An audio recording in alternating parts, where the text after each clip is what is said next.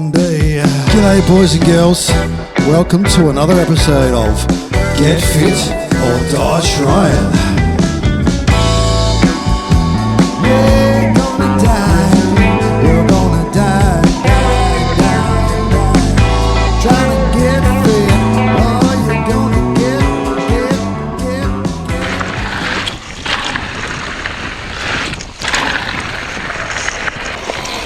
Have a go at that, mate. Go for it. Not Yeah, me. nah, not today. Welcome back guys. So in this one here we're just going to sort of compare bikes and find the limitations of the Accolmile with its lack of suspension and whatnot as we tackle some faster, steeper, rockier kind of things.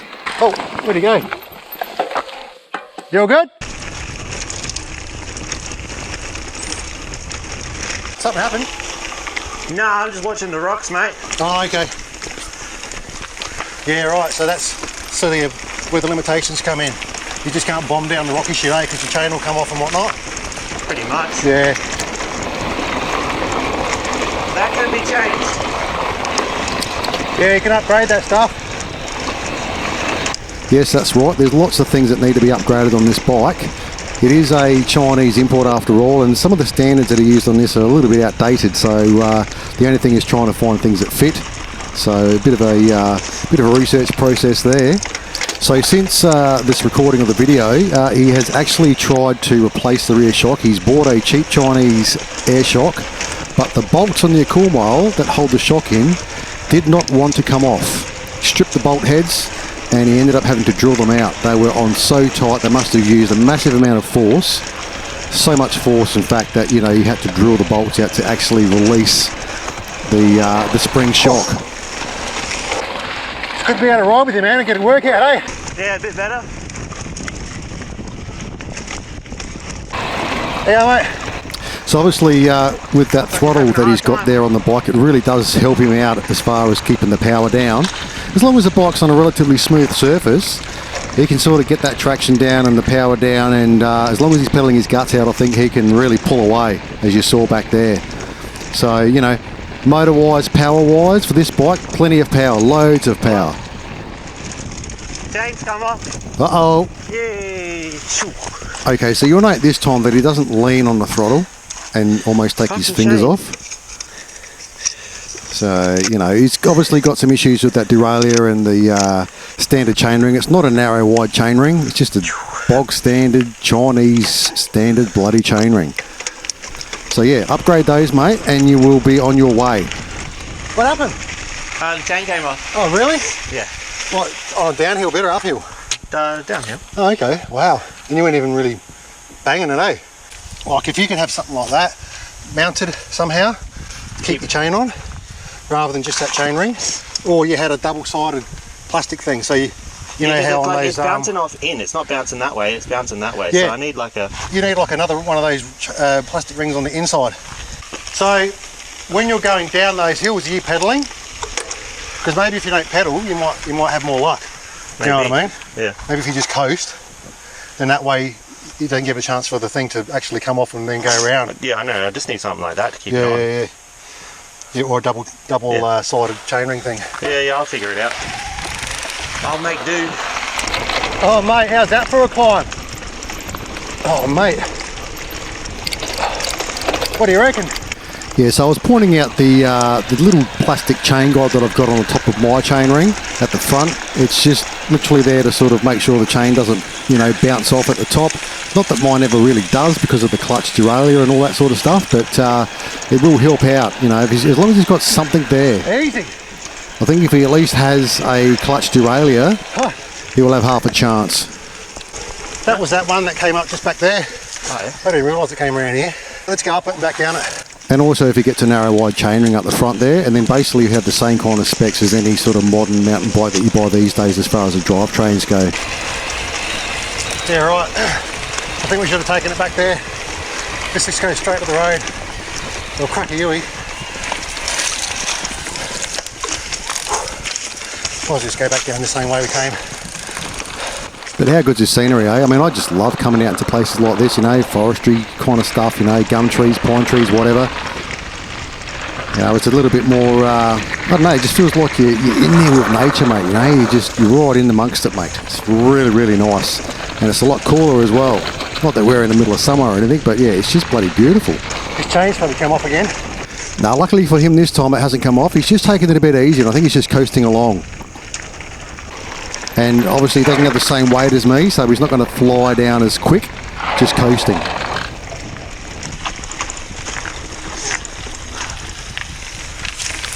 Either we just go straight here, or we can go down there.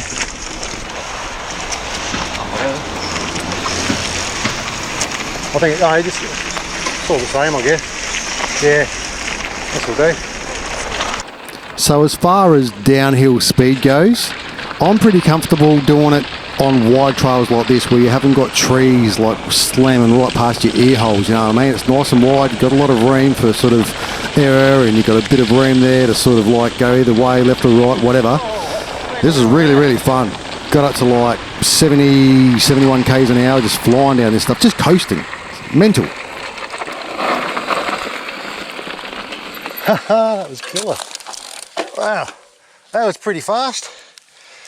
What did we get up to there? 71 k's an hour. 71 k's an hour then. That was crazy. So this section here, which is again quite steep, but there is a few twists and turns in it, and you can see to the right there that it sort of drops off to a bit of a slope, so I wasn't game enough to go as fast as I did just before. So I'm pumping the brakes a little bit more here. I learnt my lesson last time on the Merida, coming down that big Pingana track, cooking the brakes. So now I'm just sort of on off, not trying to really ride them too much.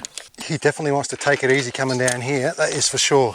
Yeah, mate, I don't know how good those brakes are. Just keep your speed in check, mate. Oh, I can hear.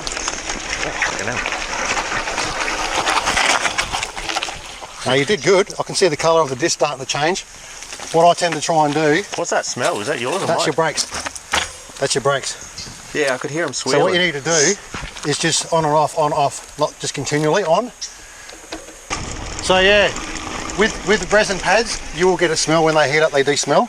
So doing that, all you've done there is you just worn pads out, and it's just burning because they're getting hot and they're wearing. Well, it is. They are new. They haven't even been bedded in. Oh no, they've been bedded in. Don't worry. They've been bedded in within your first ride. Oh, okay. Yeah, like up and down the road.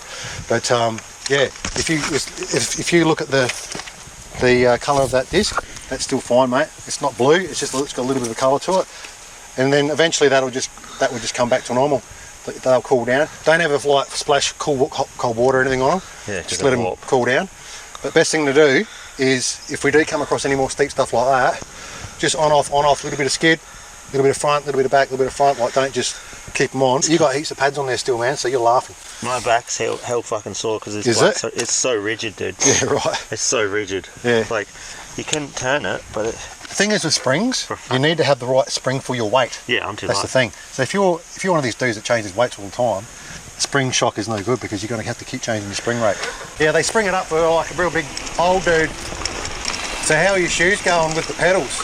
Yeah, they're doing alright. Are they not slipping off or anything? No, they're okay. Just get that air shock in the back, mate, and new front forks, and you should be able to, you know, hit the downhill stuff a lot harder. Yeah, I can't hit it hard at all. It's no point. Like I said, why it's so rigid, I feel like I'm gonna like break the bike. But everyone in the reviews, everyone said that, so I expected that. Everyone says the first thing they do within the first week is change the suspension on the bike. So yeah, that's a definite thing you want to do. I mean, it depends what you're going to buy this kind of cheap Chinese bike for. If you're wanting to ride trails like this, which aren't, you know, super gnarly kind of single trail bike park trails, you can obviously still find its limitations, you know what I mean? And you've got your brakes, obviously they're just single pot hydraulic brakes with resin pads, and then there's the suspension. My chain's come off. Yeah. Yeah, I'm going to have to do something about that chain coming off all the time. Yeah, for sure. Even if you got a bloody a 9-speed derailleur that had a clutch on it, that would also help as well. At least, you know, if you can find one that would fit. And then yeah, obviously that glaring issue of the chain coming off all the time. So he's just got the standard sort of Shimano Altus derailleur that's on the back. It's not clutched. It isn't sprung tight. So so it doesn't keep your chain tight. The chain ring is not a narrow wide chain ring, so it just literally, it doesn't really hold the chain on that well. There's no chain guides except for that little plastic outer chain ring on the front chain ring. But that's about it, man. I mean, but what are you going to get for $2,600, mate? At the end of the day, $2,600 is very, very cheap as far as electric mountain bikes go. So I think frame-wise, it looks pretty rigid, pretty solid. Pretty heavy. There's a lot of meat there. The welds look pretty good. But if you wanted to step it up just that one extra level and spend a bit more, you'd be prepared to spend about $4,600 Australian and get a Smart Motion hypersonic bike. It's Chinese. It's got a Bafang motor in it. It isn't the 750 watt though, but it does have Fox suspension, and overall it's probably a little bit higher spec. So this is what you get for your money, mate. $2,600. You get a basic bike. You're going to have to upgrade all the components. But if you're only going to ride it as a commuter, there's probably no real reason to. But, depends how seriously you want to take this thing. Now we're going to climb up that. See that? No, mate, you can. Pretty gnarly track. Geez, you wouldn't want to mess up going up that. But, I've paid $8,500 and he's able to ride with me. Probably not as comfortably or successfully as far as bike reliability goes, but he's still out there and he's still doing it, and it's for a shit ton less of money. So it depends how seriously you want to take your mountain biking. I guess from this point here, if he wants to get serious, well, he's going to have to spend more money. Well, there we go, mate. The Accolmile survived just the gnarliness of what minimal gnarliness there was, but I think anything that's like that would be considered gnarly on that bike. pretty much. Yeah, as far as the rear suspension or lack of goes. And the front shocks. Yeah, look at all the. I've blown them up already. No, it's good. It's good to know now what its limitations are and where you can improve on it and where you want to go next riding. Just finished the ride down here at Waterfall Gully, Chambers Gully. That's my average speed, 19.9, and we did 29 k's. There we go. So Strava, what does it say our elevation? How much elevation did we climb? 871. Huh, not bad. Yeah, the chain was coming off quite a bit on this, and that coil springy thing just here, not really worth anything. Can you have a look and see what your max speed was that you hit and all that kind of stuff? It was only 58.6. Okay, that's right. But that was considering the suspension. I mean, you can't really hit stuff. I mean, have a look at the oil stain kind of stuff. I don't know why there's oil coming out of there. I'm guessing it's because it's, you know, inside there and it's squeezing it and whatever. But you know, this is a good test of the Accolmile. We haven't seen any other reviews on YouTube where people are actually riding these on trail, especially stuff that we've done today. I mean, it wasn't all that kind of single track, you know, bike park stuff, but I mean, we did that cool bloody steep trail with the switchbacks. That was nice. And that was probably pretty good for your kind of riding style and your bike. But once we hit that real downhill stuff with all the rocks and that natural kind of stuff, that's where its limitations came in.